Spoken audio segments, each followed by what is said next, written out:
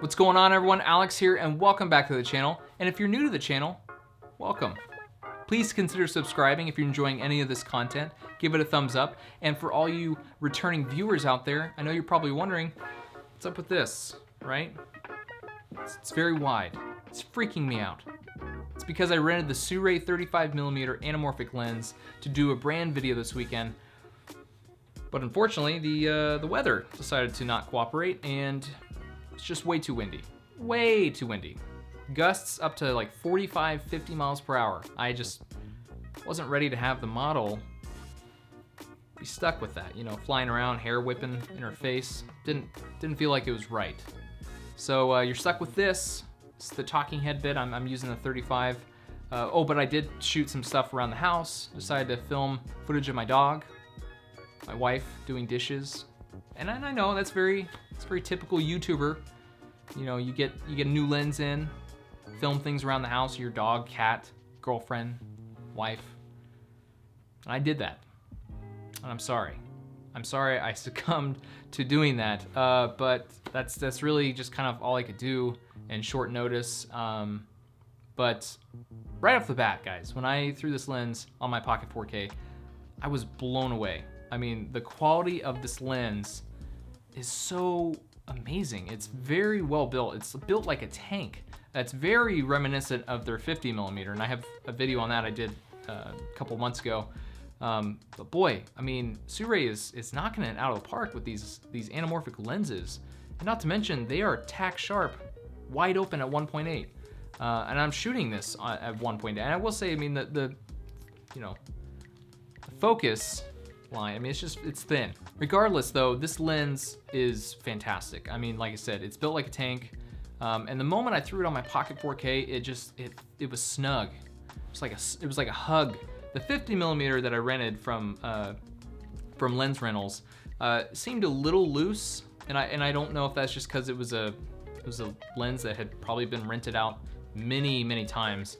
Whereas the 35, I had been watching this thing like a hawk on Lens Rentals, and finally it was available, so I rented it. So this is probably a fairly new model, but I mean, it's a tight fit on the camera body, which I love. Yeah, I mean, this lens immediately looked fantastic, and I was shooting it wide open at 1.8, and I did the same with the 50, and that blows my mind that on an anamorphic lens you can shoot wide open at 1.8 and it's still really sharp. And you don't get that with like old school vintage anamorphic lenses, or even some of the newer ones. You have to shoot at, you know, like a T4 or you know, like a T5.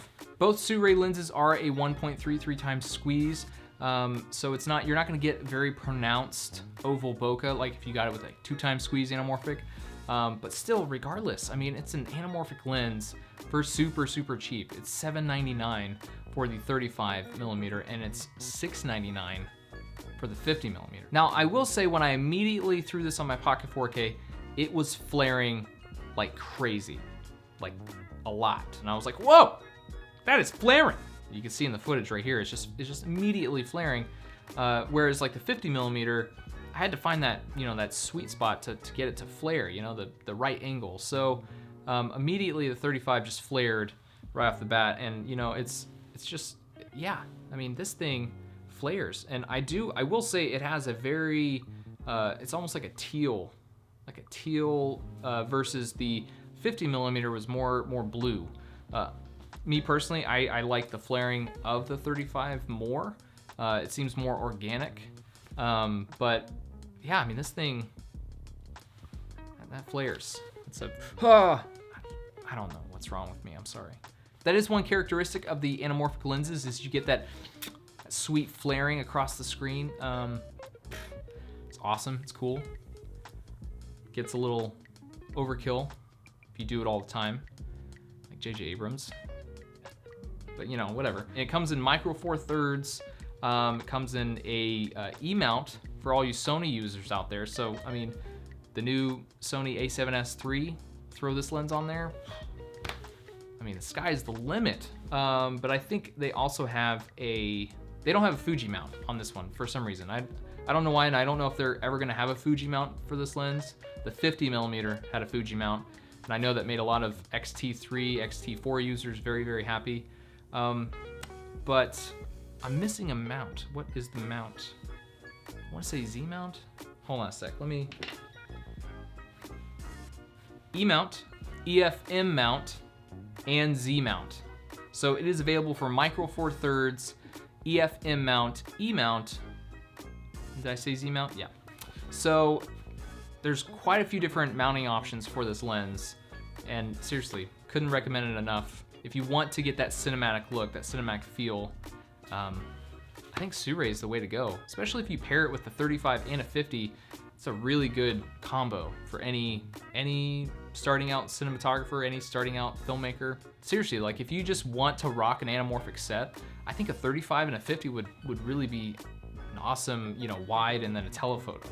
So I'm very, very impressed with these Sirui lenses, especially the 35. I personally like the 35 a little bit more. Like I said, has a more organic feel to the flaring. But also I like it a little bit more wider, you know? Both of them do have the same minimum focus distance, which is I think like 2 feet. And I know that's not a lot, but for me personally, especially if you use the 50 millimeter, it's pretty tight. But if you want to get super close, just throw some diopter filters on there and then you can definitely get a lot closer. Like I said earlier, I didn't have a lot of time with the lens, but what I was able to capture with it was amazing. And I was very, very impressed. So I will definitely be renting this lens again and potentially owning it in the future. But that does it for me, guys, on this video. I hope you enjoyed it. Subscribe if you aren't already. Tap that notification bell so you can be notified when I upload a new video. And if you like this video, give it a thumbs up. Till next time, shoot to create.